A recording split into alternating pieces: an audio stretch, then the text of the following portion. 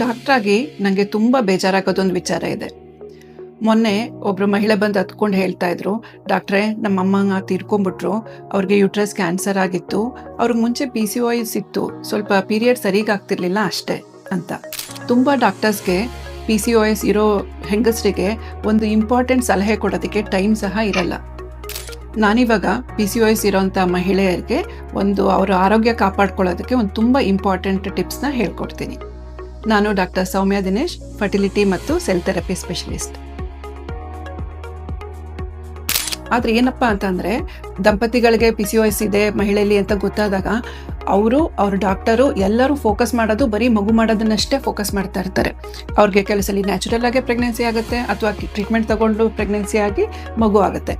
ಮಗು ಆದಮೇಲಿಂದ ತಾಯಿನೂ ಸಹ ನನಗೆ PCOS ಮುಂಚೆ ಇತ್ತು ಅನ್ನೋದನ್ನ ಫುಲ್ ಮರ್ತ್ಕೊಂಡ್ಬಿಟ್ಟಿರ್ತಾಳೆ. ಮತ್ತು ತುಂಬ ಸಲ ಅವ್ರು ಅಂದ್ಕೊಳ್ಳೋದು, ಅಯ್ಯೋ ಬಿಡು, ಮುಂಚೆ ಏನೇನೋ ಪೀರಿಯಡ್ಸ್ ಎಲ್ಲ ವ್ಯತ್ಯಾಸ ಆಗಿತ್ತು, ಆದರೂ ಇವಾಗ ಸದ್ಯಕ್ಕೆ ನಂಗೆ ಮಗು ಆಯ್ತಲ್ಲ, ಸರಿ ಬಿಡು, ಇನ್ನು ಮುಂದಕ್ಕೆ ಸಣ್ಣ ಪುಟ್ಟ ವ್ಯತ್ಯಾಸ ತಾನೇ, ಪೀರಿಯಡ್ಸು ಹಿಂದೆ ಮುಂದೆ ಆಗುತ್ತೆ, ಹೆಂಗೋ ಮ್ಯಾನೇಜ್ ಮಾಡ್ಕೋತೀನಿ ಅಂತ ತುಂಬ ಜನ ಹಾಗೆ ಅನ್ಕೊಬಿಡ್ತಾರೆ. ಆದರೆ ನೀವು ತುಂಬ ಇಂಪಾರ್ಟೆಂಟಾಗಿ ತಿಳ್ಕೊಬೇಕಾಗಿರೋದು ಏನು ಅಂತಂದರೆ, ತಿಂಗಳಿಗೆ ಗರ್ಭಕೋಶದ ಪದರ ಮುಟ್ಟಿನ ಥರ ಮುಟ್ಟಲ್ಲಿ ಹೋಗಲಿಲ್ಲ ಅಂತಂದರೆ ಅದು ಗರ್ಭಕೋಶದ ಒಳಗಡೆ ಪದರ ದಪ್ಪ ಆಗ್ತಾ ಹೋಗುತ್ತೆ. ಆ ಥರ ಆದಾಗ ಕೆಲವರಿಗೆ ಹೆವಿ ಬ್ಲೀಡಿಂಗು ಅಂತಂದರೆ ಹೆಪ್ಪೆಪ್ ಥರ ರಕ್ತ ಹೋಗೋದು, ಜಾಸ್ತಿ ರಕ್ತಸ್ರಾವ ಆಗೋದು ಆಗುತ್ತೆ. ಕೆಲವರಿಗೆ ಎಂಡೋಮೆಟ್ರಿಯಲ್ ಪಾಲಿಪ್ ಅಂತೀವಿ, ಅಂತಂದರೆ ಗರ್ಭಕೋಶದ ಪದರದೊಳಗಡೆ ಸಣ್ಣ ಸಣ್ಣ ಚಿಕ್ಕಗೆ ಬಟಾಣಿ ಅವರೆಕಾಳು ಗಾತ್ರದ್ದು ದುರ್ಮಾಂಸದ್ದು ಬೆಳವಣಿಗೆ ಆಗ್ಬೋದು. ಅದನ್ನು ಬಿಟ್ಟು ಮುಂದುವರೆದು ಎಂಡೋಮೆಟ್ರಿಯಲ್ ಹೈಪರ್ಪ್ಲೇಸಿಯಾ ಅಂತೀವಿ, ಅಂದರೆ ಗರ್ಭಕೋಶದ ಪದರದೊಳಗಡೆ ಜೀವಕೋಶಗಳಿರ್ತಾವಲ್ಲ ಅವೆಲ್ಲ ಸ್ವಲ್ಪ ಬದಲಾವಣೆ ಆಗ್ತಾ ಹೋಗುತ್ತೆ. ಇನ್ನೂ ಮುಂದುವರೆದು ಕೆಲವು ಹೆಂಗಸರಲ್ಲಿ ಅಪರೂಪಕ್ಕೆ ಗರ್ಭಕೋಶದ ಕ್ಯಾನ್ಸರ್ ಸಹ ಆಗ್ಬೋದು. ಅದರಿಂದ ನಾವು ತಿಳ್ಕೊಬೇಕಾಗಿರೋದು ಏನು ಅಂತಂದರೆ, ಇರೆಗ್ಯುಲರ್ ಸೈಕಲ್ಸ್ ಅಂದರೆ 2 ತಿಂಗಳು 3 ತಿಂಗಳಿಗೆ ಲೇಟಾಗಿ ಆಗ್ತಾ ಇರುತ್ತಲ್ಲ, ಆ ಥರ ಮುಟ್ಟು ಆಗೋದನ್ನು ನಾವು ಟ್ಯಾಬ್ಲೆಟ್ಸ್ ತಗೊಂಡು ಕರೆಕ್ಟಾಗಿ ಪೀರಿಯಡ್ಸ್ ಥರ ಬರೆಸ್ಕೊಂಡ್ರೆ ನಾವು ಗರ್ಭಕೋಶದ ಕ್ಯಾನ್ಸರ್ ಆಗೋದನ್ನು ಸುಮಾರು ಮಟ್ಟಿಗೆ ತಡಿಬಹುದು.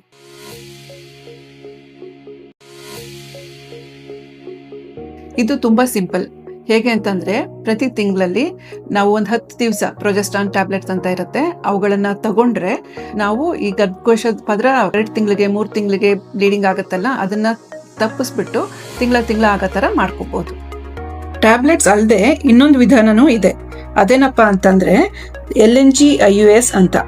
ಅಂದರೆ ಗರ್ಭಕೋಶದ ಒಳಗೆ ಒಂದು ಸಣ್ಣ ಪ್ರೊಜೆಸ್ಟ್ರಾನ್ ರಿಲೀಸ್ ಮಾಡೋ ಅಂತ ಡಿವೈಸ್ನ ಇನ್ಸರ್ಟ್ ಮಾಡಿದ್ರೆ ಅದು ಸ್ವಲ್ಪನೇ ಪ್ರಮಾಣದಲ್ಲಿ ಕ್ಯಾನ್ಸರ್ ಪ್ರಿವೆಂಟ್ ಮಾಡೋ ಪ್ರೊಜೆಸ್ಟ್ರಾನ್ನ ರಿಲೀಸ್ ಮಾಡ್ತಾ ಇರುತ್ತೆ.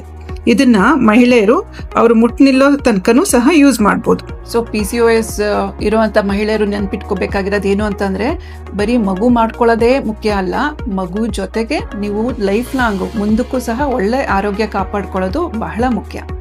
ಹಾಗಿದ್ರೆ PCOS ಇದ್ರೆ ಏನು ಮಾಡಬೇಕು ಅಂದರೆ, ದಯವಿಟ್ಟು ನಿಮ್ಮ ಡಾಕ್ಟರ್ನ ಕಾಣಿ. ಅವ್ರ ಹತ್ರ ನನಗೆ ಲಾಂಗ್ ಟರ್ಮ್ ಪ್ಲ್ಯಾನ್ ಅಂತಂದರೆ, ನಾನು ಮುಂದುವರೆದು 40 ವರ್ಷ 50 ವರ್ಷದಲ್ಲಿ ನಾನು ಏನು ಕೇರ್ ಮಾಡ್ಕೋಬೇಕು ನನಗೆ PCOS ಇದ್ರೆ ಅಂತ ನೀವು ಅವರ ಜೊತೆ ಕೂತ್ಕೊಂಡು ಕರೆಕ್ಟಾಗಿ ಸಲಹೆ ತಗೊಳ್ಳಿ. ಮತ್ತು ನೀವು PCOS ಇದೆ ಅಂತ ಗಾಬರಿ ಆಗಬೇಕಾಗೇ ಇಲ್ಲ.